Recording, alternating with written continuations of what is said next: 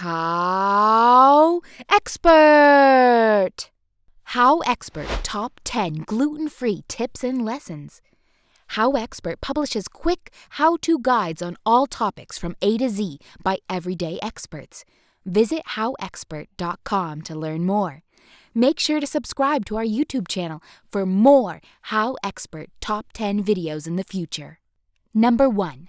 Find a few trustworthy brands for safe foods. It's a big change to go gluten-free, and you may feel like you have nothing to eat. Luckily, there are a lot of great gluten-free brands of food out there these days. Even stores like Walmart and King Soopers carry a lot of gluten-free brands of food that are safe to eat. You don't have to go to a fancy health food store anymore to find gluten-free foods. Some staple items stocked and ready in your pantry and freezer will go a long way to make you feel safe and secure in your gluten-free lifestyle. Here are some examples to always keep on hand. Fresh protein of your choosing. Frozen or canned corn, peas, vegetables, etc. Frozen or fresh fruit and vegetables. Potatoes, fresh, or most Ore-Ida frozen bags are gluten-free. Freshetta gluten-free frozen pizza. Perdue gluten-free chicken tenders. Chex cereal. Sorry, even though Cheerios say they're gluten-free, they're not safe to eat if you have celiac disease. Gluten-free Oreos for a treat. With these items on hand, you'll be able to feed yourself without feeling deprived or starved while you learn the art of gluten-free cooking, baking, and eating out. Number 2. Always pack a snack. Especially at first, never leave your house without some safe gluten-free snacks.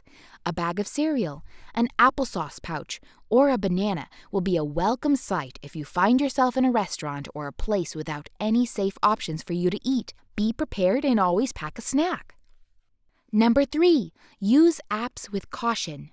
There are a lot of apps that claim to be able to find gluten-free restaurants or barcode scanners that will take the guesswork out of grocery shopping for gluten-free items. These are a great place to start, but you should always be a mindful consumer. Many times, restaurants or items will be marked as safe when in reality they're not. There are a lot of people who eat gluten-free for reasons other than celiac disease. That means that people leaving the reviews may not be as sensitive to gluten or realize how strict others have to be with avoiding even trace amounts. Always use good judgment, ask questions, and err on the side of caution when using an app. This is your health we're talking about, so always be cautious. Number 4. Join online communities. Facebook groups are great places to learn new things about living and eating gluten-free. These groups will have recipe ideas, information about safe versus unsafe brands, and sometimes even coupons for gluten-free items. An online group is also a place where you can go to not feel so alone. Sometimes living a life without gluten can feel so isolating. A supportive online community can give you a place to belong with like-minded people. Number 5. Stand up for yourself when it comes to your health. It's inevitable a day will come when your friend or relative will say, "Oh, it's just a little bit. It can't hurt you that much." Or your bunless burger will come with a bun and you'll have to ask for your entire plate to be remade at the restaurant. These instances will make you feel small. You may feel like just letting it slide. It's just one time or just a little bit, right? Wrong. You deserve to be healthy. You have a right to not be sick. Sometimes it's hard, but you will have to learn to stand up for yourself and your health, whether it's to Great Aunt Becky or the eye-rolling waiter at a restaurant. Number 6.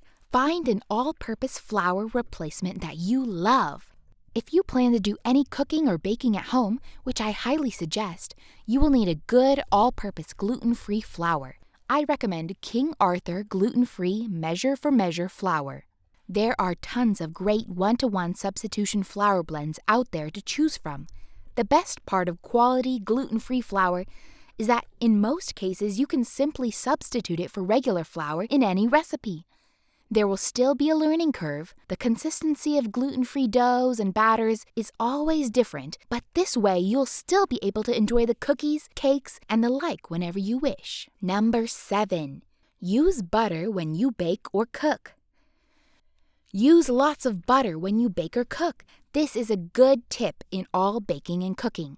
It's simply delicious, but especially when your texture is off from a baking or cooking experiment, at least the butter will make it taste wonderful in the end. Number 8. Don't give up when you have a fail. You will make mistakes, whether it's accidentally eating or buying something with gluten, or your gluten-free birthday cake fell apart out of the oven. It'll happen, and it will be so frustrating, but you must keep working at it, and eventually you won't even remember all the times that things didn't go well for you. Number 9. Don't cheat on your diet.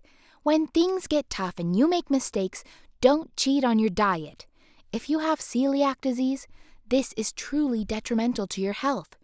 Even if you do not get immediately sick from ingesting gluten, it can still cause lasting damage to your intestines. You deserve to feel good and be healthy.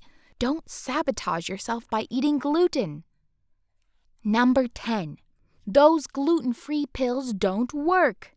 You will see marketing for gluten cures, such as enzyme pills that allow you to eat gluten without getting sick. Stay away from these. They are preying on your desperation. While all the reviews in the world may say that they were able to eat regular bread without getting sick, the truth is that there is no proven relief for celiac disease other than a gluten-free diet.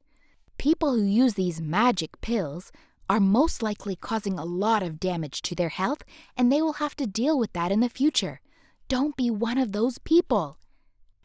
HowExpert publishes guides on all topics from A to Z by everyday experts. Visit HowExpert.com to learn more.